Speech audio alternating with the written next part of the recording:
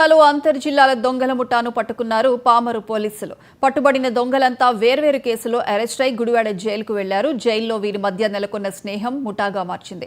బయటకు వచ్చి చోరీలు చేయడం ప్రారంభించారు. పామరు మండలం మలయప్పన్పేట చోరీ ఘటనలో ఈ 5గురు అంతర్జిల్లాల దొంగలు అరెస్ట్ అయ్యారు. వీరి వద్ద నుంచి 5 లక్షల రూపాయలు విలువ చేసే బంగారు ఆభరణాలు, సెల్ ఫోన్ స్వాధీనం చేసుకున్నామని డీఎస్పీ వినీల్ తెలిపారు.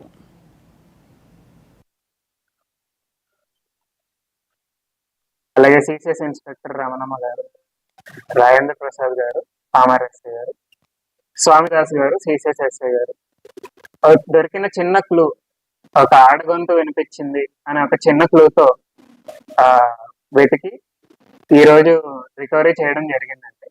అందులో భాగంగా మొత్తం మాకు టోటల్ 5 అక్యూజ్డ్ ఉన్నారు.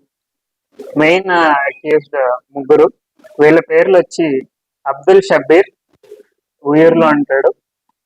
షేక్ మున్నా అలియాస్ సిరి, ఈమె ఏలూరు సంబంధించిన ట్రాన్స్జెండర్. కొటారి శ్రీనివాసు, కాకినాడకు చెందిన వ్యక్తి.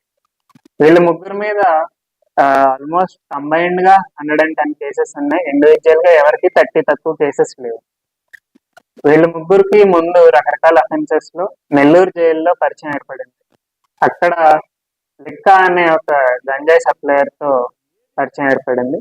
ఆ లిక్కా అనే అతను గుడివాడలో ఉంటాడని తెలిసి వీళ్ళని నిఘా పెట్టి ఈరోజు